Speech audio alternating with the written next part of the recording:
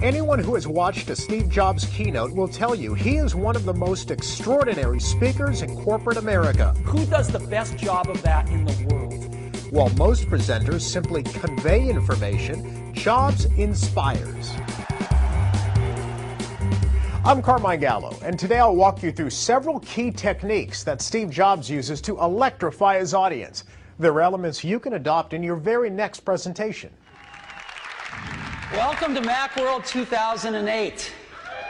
We've got some great stuff for you. There's clearly something in the air today.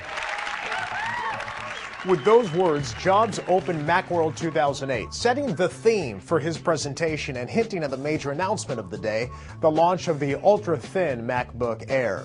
Whether it's a new notebook or the iPhone, Jobs unveils a single headline that sets the theme. Today, Apple is going to reinvent the phone.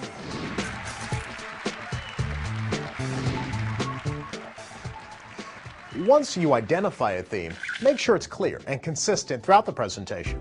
Think of a staff meeting as a presentation. So let's say you're a sales manager introducing a new software tool to help your team generate, track, and share sales leads. You might kick off your meeting this way.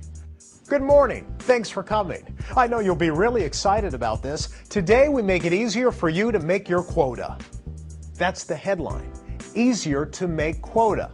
It's memorable, and it sets the direction for the rest of your meeting. It gives your audience a reason to listen. So I've got 4 things I'd like to talk about with you today. So let's get started. Steve Jobs always provides an outline for his presentation and then verbally opens and closes each section with a clear transition in between. Here's an example. So that's time capsule, a perfect companion to leopard, and that's the first thing I wanted to share with you this morning.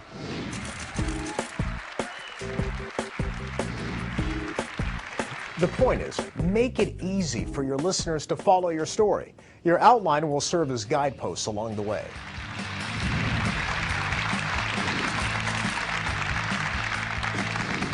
You'll also notice that during his presentations, Jobs uses words like extraordinary, amazing, and cool. He is passionate, enthusiastic, and it shows. Incredible, unbelievable, amazing, awesome, extraordinary year for Apple. You know, your audience wants to be wowed, not put to sleep. Too many people fall into this presentation mode. It's stiff, it's formal, it lacks pizzazz. We, your listeners, are giving you permission to have fun and to be excited about your company, your product, or your service. If you're not passionate about it, we're not going to be.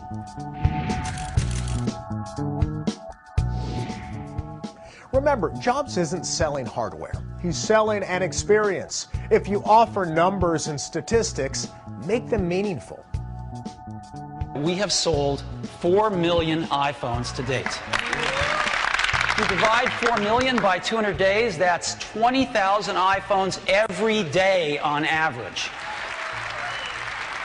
Numbers don't mean much unless they're placed in context. Managers, connect the dots for your listeners. Recently, I worked with a company that launched a 12-gigabyte memory card. 12 gigabytes! That number doesn't mean much to most people, so we put it into context. We said that's enough memory to listen to your music while traveling to the moon and back. Now, 12 gigs means something to me. Make numbers meaningful. One of the most effective elements of a Steve Jobs presentation is that they are easy on the eyes. His presentations are visual and simple. While most speakers fill their slides with mind-numbing data and text and charts, Jobs does just the opposite. He uses very little text and usually 1, maybe 2 images per slide. You see, you want to paint a picture for your audience without overwhelming them. Inspiring presentations are short on bullet points and big on visuals.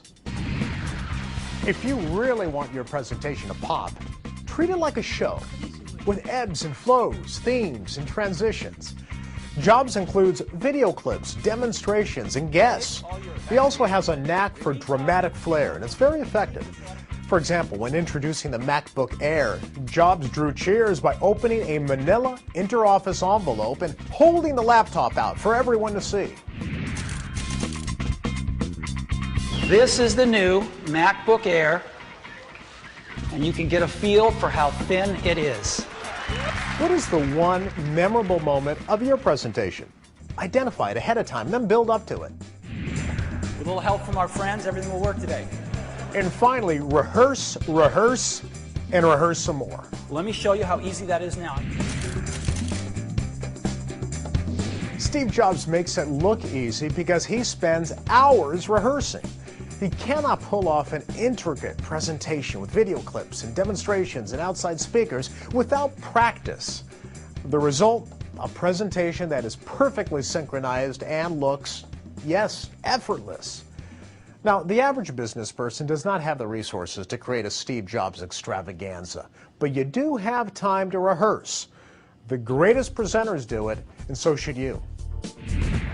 Oh, and one more thing. At the end of most presentations, Jobs adds to the drama by saying, "And one more thing." One last thing. He then adds a new product or a feature, sometimes just introduces a band. This not only heightens the excitement, it also leaves your audience feeling they've been given an added bonus. The point is, Steve Jobs approaches each presentation as an event, a production with a strong opening, product demonstrations in the middle, and a strong conclusion. And yes, even an encore, that one more thing. I wish you a dazzling presentation. For more information, go to bnet.com.